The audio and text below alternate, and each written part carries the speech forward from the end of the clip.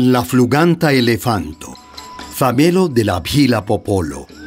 Iam farmisto de sukerkanoj vivis en eta vilaĝo. Li tre diligente laboris sur siaj kampoj kaj esperis havi grandan rikolton.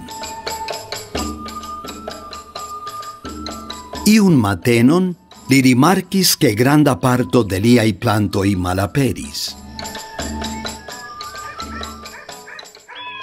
La postan tagon, alia giganta parto de la plantoj ne plu estis tie.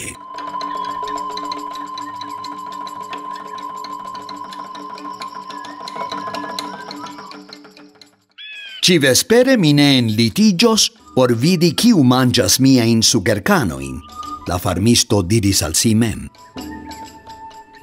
Tiun nokton li atendis ĉe la fenestro, rigardante siajn kampojn.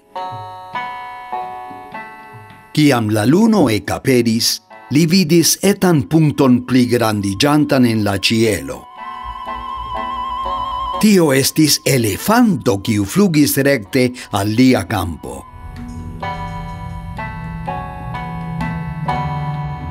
La farmisto rigardis kun miro kiel ĝi surteriĝis kaj ekmanĝis liajn sukerkanojn.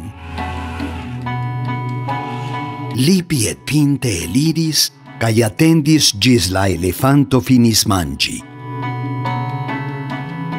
Kiam la elefanto pretis forflugi, la farmisto ektenis ĝian voston por kapti la elefanton. Preskaŭ tuj li superflugis siajn kampojn al la paradisa reĝolando de Indra.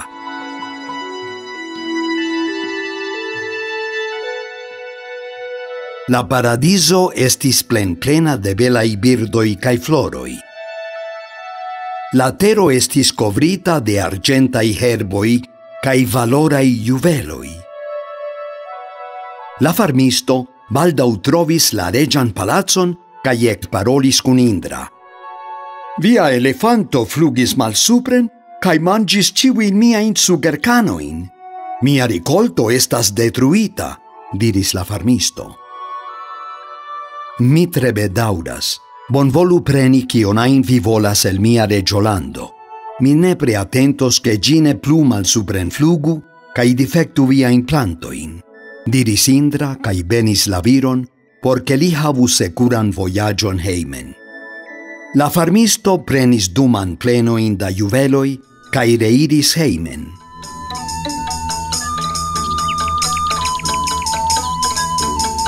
Li konstruis por si novan domon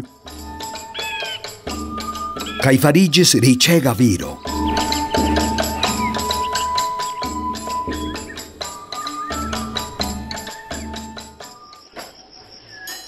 Baldaŭ ĉiuj vilaĝanoj estis scivolemaj pri lia subita riĉeco.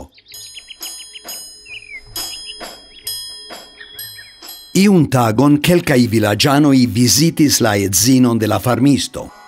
Kiel vi akiris tiom da mono? Ĉu vi trovis enterigitan trezoron en viaj kampoj? Ili demandis. La edzino de la farmisto klarigis al ili tion kio okazis.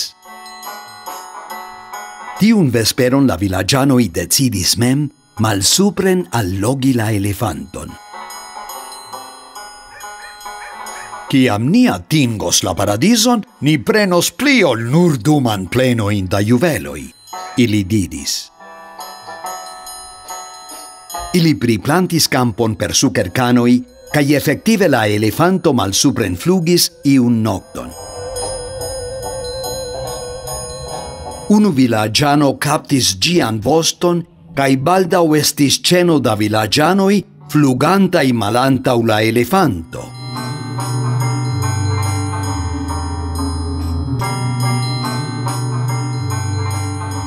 Suprenflugante, ili ekparolis pri tio, kion ili alportos hejmen.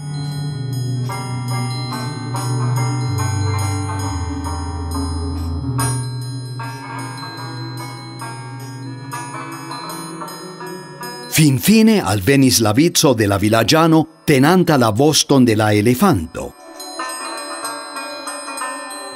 Mi prenos tio multa in juveloin, li proclamis excitite.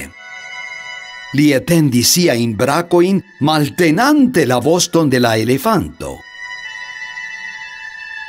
Ciui villagianoi amasse fali sur la teron. Ili malgaie rigardis la elefanton malaperi en la cielon. Ne maltranquiligiu, la elefanto revenos morgau, diris la villagianoi. Sed ciam Indra exciis pri la ruso de la villagianoi, li ordonis plantadon de sucercana campo en la paradiso. La elefanto neniam resentis la besonon malsupren flugi.